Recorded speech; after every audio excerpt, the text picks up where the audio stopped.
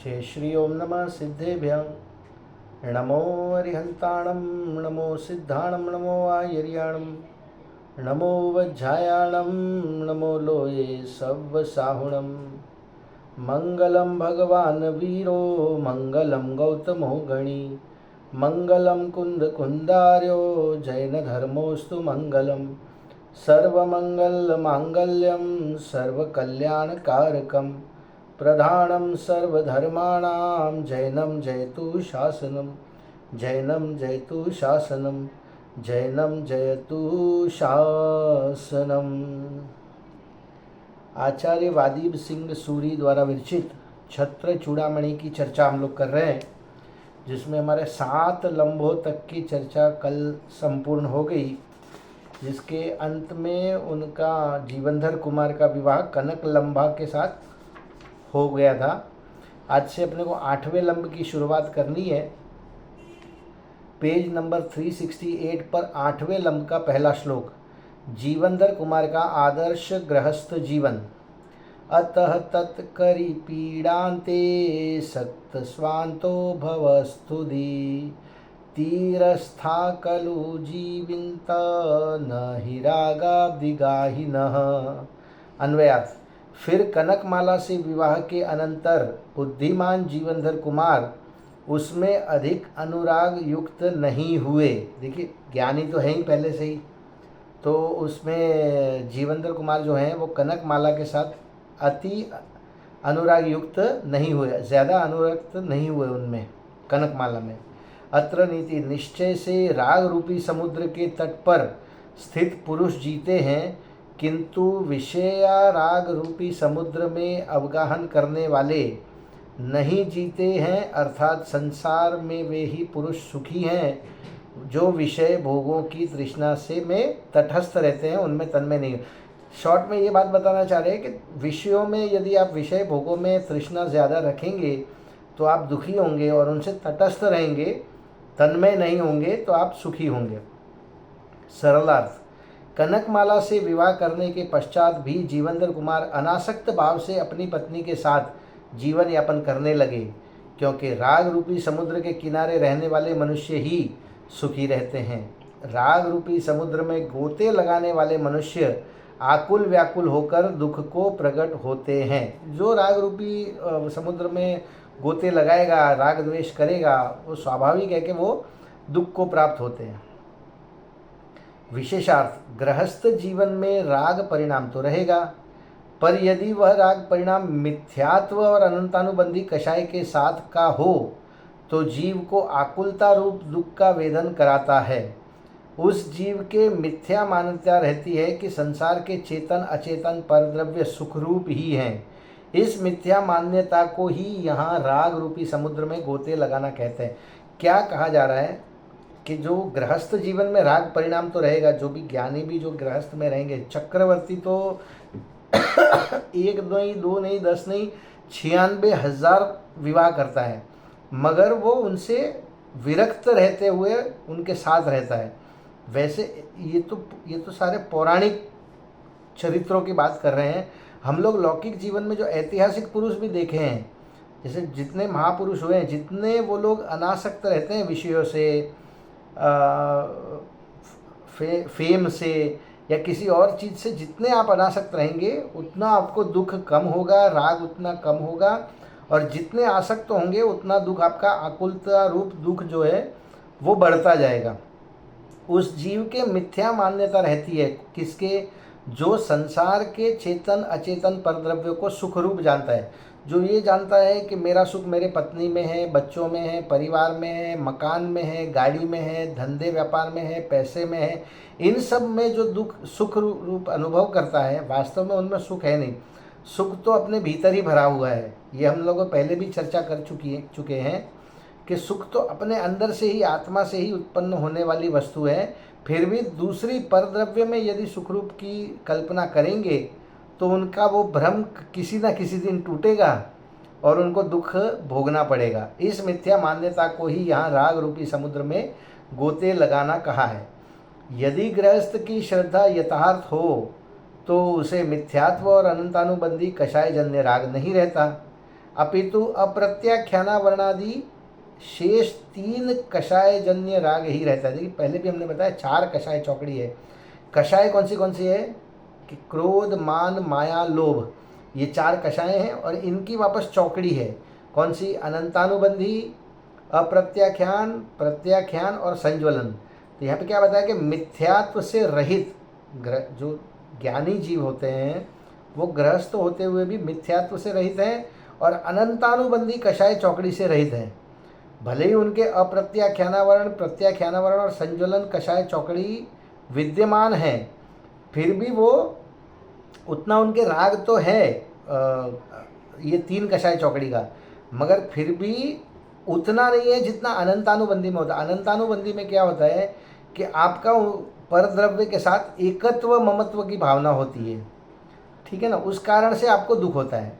ऐसा श्रावक राग रूपी समुद्र के किनारे स्थित है। किसकी बात करी? जिसके मिथ्यात्व और एक कषाय चौकड़ी, अनंतानुबंधी कषाय चौकड़ी के अभाव है, वैसा श्रावक राग रूपी समुद्र के किनारे स्थित है। वह संयोगजन्य अनुकूल प्रतिकूल बाह्य पदार्थों के बीच में साम्य भाव से सहज जीवन यापन करता है।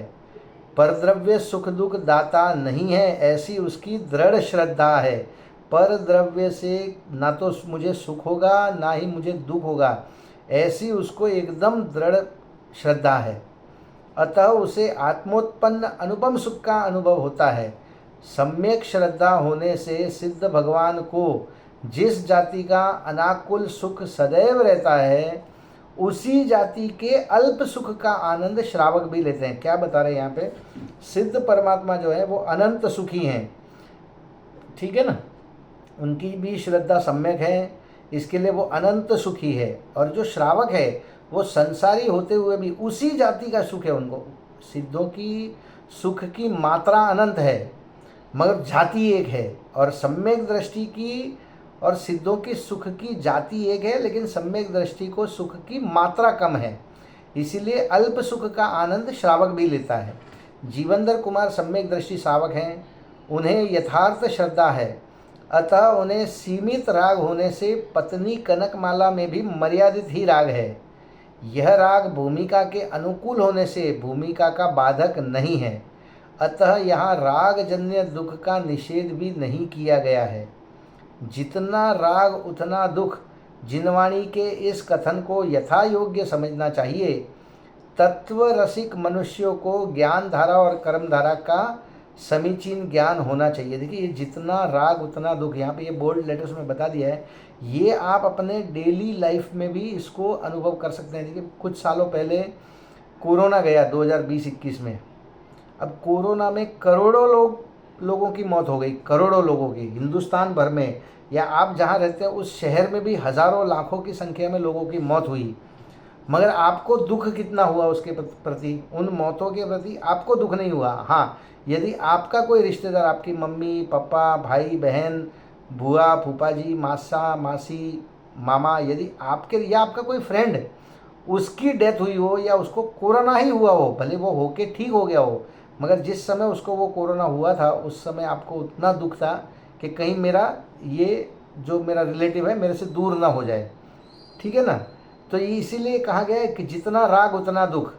इसके लिए एक और ऐसे तो डेली के इसमें एग्जाम्पल आपको स्वयं अपनी लाइफ में दिखेंगे, फिर भी एक एग्जाम्पल समझ लीजिए कि आपको एक फ़ोन आया या आपने एक न्यूज़ व्हाट्सएप पे न्यूज़ देखी कि मुंबई अहमदाबाद हाईवे पे भीषण एक्सीडेंट हुआ और हज़ारों लोगों की मौत हो गई, सैकड़ों गाड़ियाँ एक दूसरे से टकराई, बम ब्लास्ट जैसे मतलब ब्लास्ट हो गया, गाड़ी का ब्लास्ट हो गया और हज़ारों लोगों की उसमें मौत हो गई।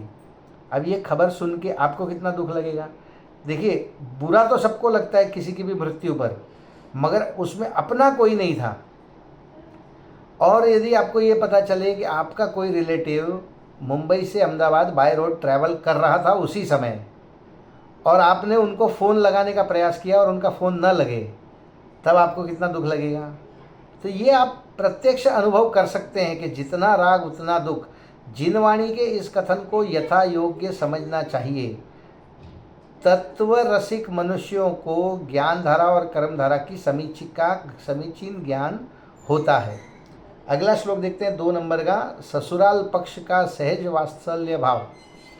श्यालानां तत्र वात्सल्यादवासीत् सचुरी सुधी वत्सलेषु च मोह स्याद् वात्सल्यं हि मनोहरम। अन्वयार्थ। उस हेमाभा नगरी में बुद्धिमान जीवनधर कुमार अपने सालों के प्रेम से चिरकाल तक स्थित रहे, मतलब काफ़ी समय तक वहाँ पे हेमाभा नगरी में रहे अपने सालों के साथ। अत्र नीति, निश्चय से प्रेमियों में मोह हो ही जाता है, क्योंकि प्रेम भाव मन को हरने वाला होता है। सरलार्थ। जीवनधर कुमार ने अपने सालों के वात्सल्य और स्नेहपूर्ण व्यवहार के कारण बहुत समय तक हेमाभा नगरी में निवास किया। स्नेही जनों से मनुष्यों का प्रेम हो ही जाता है। रागी जीवों को वात्सल्य भाव मनोहरी प्रतीत होता ही है। देखिए, रागी जीवों अपने को भी यदि कोई बहुत अपने को प्रेम भाव से वात्सल्य भाव से कहीं कोई बुलाए तो अपने भी भले 1 घंटे के लिए गए हो तो अपने 2 घंटे 3 घंटे 5 घंटे उसके पास बैठने का प्रयास करते हैं। विशेषार्थ। हेमाभा नगरी जीवनधर कुमार की ससुराल बन ही चुकी है। जमाई को ससुराल स्वर्ग जैसा प्रिय लगता है। इस कारण जीवनधर कुमार बहुत समय तक वहाँ रहे। उनके साले भी उनके विद्यार्थी रह चुके थे, उन्होंने धनुर्विद्या सिखाई थी उनको, तथा वे जीवनधर कुमार के प्रति बहुत स्नेह और वात्सल्य भाव रखते थे एवं उनका आदर सत्कार भी बहुत करते थे। अतः जीवनधर कुमार का उनसे स्नेह होना स्वाभाविक है। रागी जीवों को राग करने के लिए कुछ शिक्षा तो लेनी देनी पड़ती नहीं, क्योंकि राग करना तो उनका पर्यायगत स्वभाव बन जाता है। फिर राग करने में बाह्य अनुकूलता का सहयोग हो तो राग बढ़ता ही है। राग के वशीभूत जीवनधर कुमार हेमाभा नगरी में निवास कर रहे थे। ये वही बुधरदास जी का श्लोक है ना, राग उदय जग अंध भयो। तो वो कहीं सीखने नहीं जाना है, राग के बदले राग करना है, ये सीखने नहीं जाना है। तो उसी राग के वजह से, उसी राग के वशीभूत होकर जीवनधर कुमार हेमाभा नगरी में निवास कर रहे हैं। अगला श्लोक 3 नंबर का। अनुकूलता में दीर्घ काल भी क्षण जैसा। जैसे बहुत अनुकूलता हो, आपको बहुत अच्छा समय जा रहा हो, तो बहुत लंबा काल सालों निकल जाए तो आपको लगता है कि बहुत कम है। इसके लिए अपने को जो वैमानिक देव हैं, स्वर्ग के जो देव हैं, उनकी परिस्थिति समझनी चाहिए कि उनकी आयु सागरों की होती है वहाँ पे, ठीक है ना। सागरों में एक सागर जो है बहुत बहुत बहुत लंबा काल है, मगर वो सागरों की आयु भी उनको बहुत छोटी लगती है, क्योंकि वहाँ पे उतनी सुविधाएं हैं, उतना सुख है उनको वहाँ पर। इसीलिए क्या बताया, अनुकूलता में दीर्घ काल भी क्षण जैसा। या पितोपि महाकाल स्तस्य नोद्वगममातनोत् वत्सल्ये स संवासे वत्सरो ही क्षणायते। अन्वयार्थ। बीते हुए बहुत समय ने भी उन जीवनधर कुमार को कुछ भी खेद भाव नहीं किया। अत्र नीति, निश्चय से प्रिय जनों के साथ रहने में 1 वर्ष भी क्षण के समान बीत जाता है। अपने को भी देखिए, अपने भी कहीं घूमने जाएं किसी वाटर पार्क में वगैरह या किसी गार्डन में, रिसोर्ट में, तो एक दिन जो पूरा दिन है वो अपने को बहुत छोटा लगता है कि यार इतना जल्दी आज ख़त्म हो गया दिन।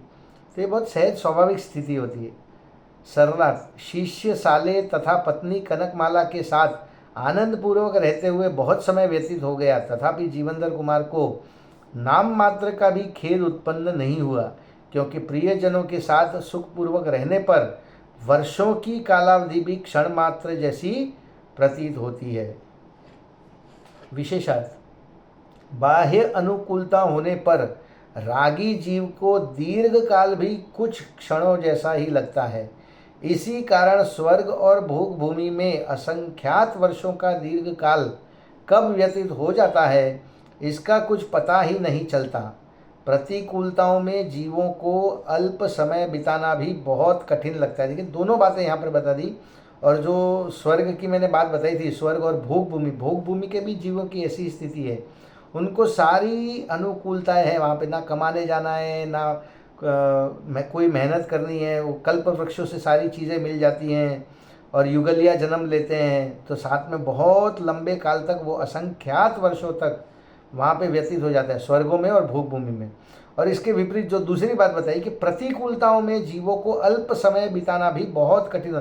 कहीं पे अपन बहुत बोर हो रहे हैं, अपना टाइम पास नहीं हो रहा है, समय निकालना मुश्किल होता है, और दूसरी प्रतिकूलता आ जाए, उसमें अपने शरीर में दर्द हो जाए, रात को बुखार आ जाए, तो रात निकालनी बहुत कठिन हो जाती है। तो क्या बताया, प्रतिकूलताओं में जीवों को अल्प समय बिताना भी बहुत कठिन लगता है। अब यहाँ से अपनी उपकथा नंबर 18 चलेगी, पेज नंबर 371 पर। अपरिचित महिला का जीवंदर कुमार के प्रति स्नेह, चौथे नंबर का श्लोक, 8वें लंब का। कदाचित कापि तत्प्रान्तः समन्दस्मित मासदत् नैसर्गिकं हि नारीणां चेतः सम्मोहि चेष्टितम्। अन्वयार्थ, एक दिन कोई स्त्री उनके समीप कुछ हंसती हुई पहुंची। अत्र नीति, निश्चय से स्त्रियों की चेष्टाएं स्वभाव से ही चित्त को मोहित करने वाली होती है। फिर से स्त्रियों की चर्चा हो रही है। सरलार्थ, एक समय जीवंदर कुमार अपने महल में अकेले बैठे हुए थे। उसी समय अकस्मात एक महिला मंद स्मित करती हुई उनके पास आई। क्योंकि दूसरों के चित्त को आकर्षित करने का प्रयास करना स्त्रियों के क्रियाकलापों में स्वाभाविक होता है, ठीक है ना।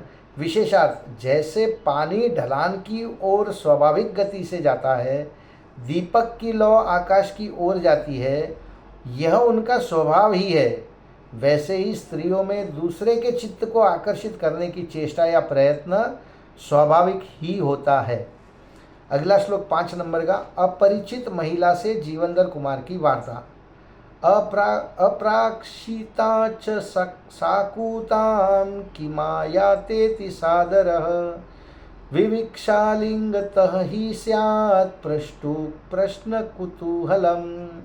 अन्वय, कुमार ने आदर सहित तुम यहाँ क्यों आई, इस प्रकार किसी मतलब से आई हुई उस स्त्री से पूछा। उन्होंने प्रश्न पूछा। जैसे ही वो स्त्री उनके समीप आई तो उन्होंने, जीवंदर कुमार ने उस महिला से प्रश्न पूछा कि तुम यहाँ पर क्यों आई हो। अत्र नीति, निश्चय से पूछने वाले के प्रश्न में कुतूहल, कुछ कहने की इच्छा से युक्त होता है। क्या बताना चाह रहे हैं, सरलार्थ में देखते हैं हम लोग। अपरिचित महिला के सामने आने पर जीवंदर कुमार ने आदरपूर्वक उसके आने का कारण पूछा, क्योंकि प्रश्नकर्ता कुतूहलवश जो कुछ भी पूछता है वह कुछ जानने की इच्छा से ही पूछता है। प्रश्न कोई भी पूछेगा तो जानने की इच्छा से पूछेगा। जिसे कुछ जानने की इच्छा नहीं है वह प्रश्न पूछता ही नहीं है। विशेषार्थ, अनेक प्रकार की इच्छाओं में अज्ञात को जानने की इच्छा भी अल्पज्ञों को रहती है। अनेक प्रकार की इच्छाएं होती हैं, उसमें जो अज्ञात है, जो अनजान चीज़ है या अनजान व्यक्ति है या अनजान कोई घटना है, उसको जानने की इच्छा भी अल्पज्ञों में रहती है। यहाँ भी जीवंदर कुमार ने अकस्मात आई हुई महिला से आगमन का कारण जानने की तीव्र अभिलाषा से प्रश्न पूछ ही लिया। अगला श्लोक देखते हैं, 6 नंबर का। अपरिचित महिला द्वारा उत्तर। अब उन्होंने प्रश्न किया, अगले श्लोक में वो महिला उनको उत्तर दे रही है। अत्र चायुधशालायां चैकदेवा विशेषतः स्वामिन स्वामिन मद्राक्षी मत्स्यो प्रत्यभाषत। उस स्त्री ने इस प्रकार प्रत्युत्तर दिया कि हे जीवंदर कुमार, यहाँ राजभवन में और आयुधशाला में एक ही समय में आपको एक रूप से देखा है। अब क्या कुछ अजीब सी घटना घटी है, देखते हैं सरला। हे जीवंदर कुमार, आपको एक ही काल में यहाँ राजभवन में और वहाँ आयुधशाला में देखकर मुझे अत्यंत आश्चर्य हो रहा है। उसका क्या कारण है, मैं यही जानने के लिए आपके पास आई हूँ। कृपया इस विषय को स्पष्ट करने का कष्ट करें। अब क्या हुआ, वो जो महिला आई हुई थी उसने यहाँ पे राजमहल में तो जीवंदर कुमार से चर्चा कर ही रही, डायरेक्ट बात कर रही है। उसके अलावा वो आ रही थी आयुधशाला से, वो थी वहाँ पे आयुधशाला में। आयुधशाला मतलब जहाँ पे उनके वो अस्त्र शस्त्र सब राजाओं के महल के रखे रहते हैं, उसको आयुधशाला कहते हैं। तो आयुधशाला में भी मैंने आपको देखा और अब यहाँ पर आई हूँ तो यहाँ पर भी मैंने आपको देखा। तो एक ही समय में आप दो जगह पे कैसे मौजूद है, इस विषय को स्पष्ट करने के लिए वो महिला जीवंदर कुमार के पास आई थी। 7 नंबर का श्लोक। महिला से उत्तर सुनकर जीवंदर कुमार को आश्चर्य। अब यहाँ पे जीवंदर कुमार ही आश्चर्यचकित हो रही है। अतिमात्रं पवित्रोऽयमचित्रीयत तुच्छतु अयुक्तं खलु दृष्टं वा श्रुतं वा विस्मयावहम्। अन्वयार्थ, पवित्र जीवनधर कुमार उसकी बात सुनने से अत्यंत आश्चर्य युक्त हुए। निश्चय से देखी हुई अथवा सुनी हुई अनहोनी बात आश्चर्य करने वाली होती है। मैं तो यहाँ पे बैठा हूँ, उसने मेरे को वहाँ देखा कैसे आयुषशाला में, इस बात से जीवनधर कुमार बहुत आश्चर्यचकित हुए। सरलार्थ, उस स्त्री से अपने प्रश्न का उत्तर सुनकर पवित्र एवं विचारवंत जीवनधर कुमार को अतिशय आश्चर्य हुआ, क्योंकि जब मनुष्य अनहोनी या असंभव जैसी वस्तु को देखता है या सुनता है तब उसे आश्चर्य होता ही है। अगला श्लोक देखते हैं 8 नंबर का, जीवनधर कुमार की मनस्थिति। नंदाड्य किमिहायात इत्यं पुनरोहत संसार विषय साध्य स्वतो ही मनसो गति। क्या हुआ है यहाँ पे? वो नंदाड्य जो था जीवनधर कुमार के भाई, सेठ गंधोत्कच का पुत्र और जीवनधर कुमार के भाई शायद यहाँ पे आए हैं। अपने श्लोक पढ़ेंगे तो अपने को समझ में आएगा। फिर इन जीवनधर कुमार ने, क्या यहाँ मेरा छोटा भाई नंदाड्य आ गया है, इस प्रकार विचार किया, क्योंकि मेरे जैसी ही शक्ल है, मेरे जैसा दिख रहा है तो मेरा भाई होगा। इस प्रकार से उन्होंने विचार किया। निश्चय से संसार के विषयों में मन की प्रवृत्ति शीघ्र अपने आप हो जाती है। सरलार्थ, यहाँ मेरा छोटा भाई नंदाड्य अवश्य आया होगा, ऐसा विचार उसी क्षण जीवनधर कुमार के मन में आया, क्योंकि मन की प्रवृत्ति संसार के विषयों में अति शीघ्र और स्वयमेव ही लगती है। विशेषार्थ, आगंतुक स्त्री का यह कथन सुनकर कि मैं आपको यहाँ राजभवन में और आयुधशाला में एक ही समय में देख रही हूँ, जीवनधर कुमार चंचल चित्त हो गए और अपने भाई नंदाड्य के आगमन की संभावना पर विचार करने लगे कि मैं तो यहाँ पे हूँ, मैं वहाँ आयुधशाला में हो नहीं सकता, ऐसा जीवनधर कुमार ने विचार किया। तो यदि मेरे को देखा है वहाँ पर, तो मेरे जैसे हाव भाव वाले, कदकाठी वाले मेरे छोटे भाई नंदाड्य को देखा होगा, ऐसा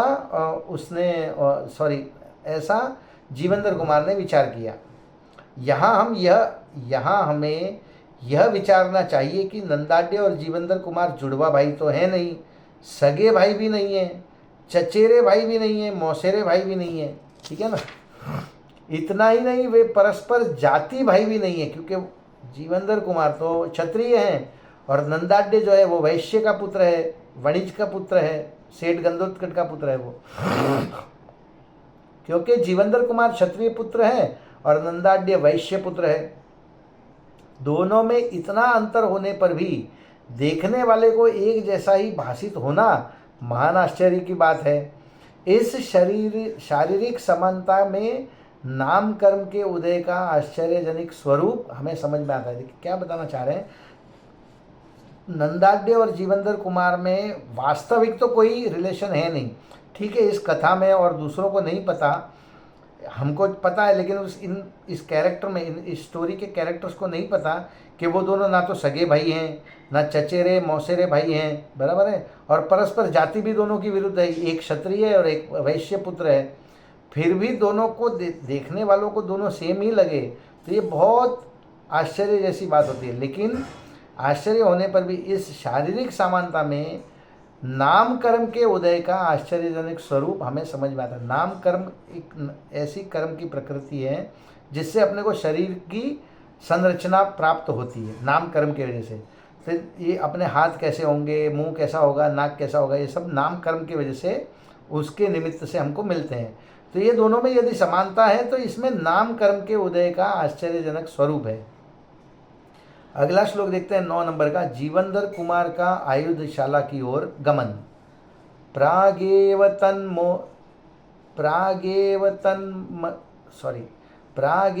तन्मनोवृत्ते प्रययो तत्र तद्रूपे आस्थायाम हि विना यत्नमस्ति वाक्य चेष्टितम्। अन्वयार्थ, उस आयुधशाला में उन जीवनधर कुमार का शरीर उनके मन के व्यापार से पहले ही नंदाड्य के कारण पहुंच गया, ठीक है। मतलब इतने तेजी से दौड़ के चले गए वहाँ पे, क्योंकि अपने भाई से मिलने जा रहे हैं। निश्चय से किसी वस्तु की आस्था रहने पर बिना यत्न के भी वचन और शरीर की चेष्टा हो जाती है। सरला, भाई नंदाढ्य के आगमन की संभावना के कारण जीवंदर कुमार का शरीर उनके मन से पहले ही आयोशाला में पहुंच गया, क्योंकि आंतरिक प्रेम होने पर प्रयत्न किए बिना ही वचन और शरीर की प्रवृत्ति होती है। विशेषार्थ जीवंदर कुमार का शरीर मन के पहले ही आयुधशाला में पहुंच गया। यह कथन अतिशयोक्ति अलंकार का प्रयोग है। मन और ज्ञान से वचन और शरीर की गति कभी तेज हो ही नहीं सकती। देखिए, मन का और ज्ञान का, ठीक है ना, इन दोनों से वचन की और शरीर की गति कभी भी तेज नहीं हो सकती। यहाँ पे ये अतिशयोक्ति अलंकार का प्रयोग किया गया है कि मन से पहले शरीर पहुंच गया, ठीक है ना। नंदाढ्य के प्रति जीवंदर कुमार का अतिशय प्रेम है, ये बताने के लिए अतिशयोक्ति अलंकार का प्रयोग किया गया है। जीवंदर कुमार स्वयं राजा के माननीय प्रिय दामाद थे। वे किसी नौकर को आज्ञा देकर नंदाढ्य को आयुधशाला से राजमहल में बुला सकते थे, अथवा सालों और शिष्यों को भेजकर उन्हें बुला सकते थे। स्वयं को शीघ्रता से वहाँ जाने की आवश्यकता नहीं थी। देखिए, कौन थे ये? उस राजमहल के जवाई थे। अगर उनको किसी से मिलना है तो वो किसी को आदेश देकर उनको मिलने वाले को अपने पास बुला सकते थे, उनको वहाँ पे जाने की ज़रूरत नहीं थी। किंतु बंधु प्रेम की अधिकता के कारण दूसरों के द्वारा बुलाकर लाने की बात उन्हें अच्छी नहीं लगी। राग का स्वरूप ही अद्भुत होता है। अतः जीवंदर कुमार स्वयं अत्यंत शीघ्रता से आयुधशाला में पहुंच गए, जो योग्य ही है। बहुत फास्ट दौड़ते दौड़ते वो आयुधशाला में पहुंच गए। अब वहाँ पे उनकी मुलाकात नंदाढ्य से या हो रही है या और किसी से हो रही है, ये हम लोग आगे के श्लोकों में देखेंगे। अभी की चर्चा को यहीं समाप्त करते हैं। अभी जिनवाणी स्तुति। हे जिनवाणी भारती तो हे जपू दिन रैन, जो तेरी शरणाग्रहे सो पावे सुख चैन। जावाणी के ज्ञान ते सूझे लोकालोक, सो वाणी मस्तक नमो सदा देत हूँ ढोक, सदा देत हूँ ढोक। बोलिए जिनवाणी मात की जय हो।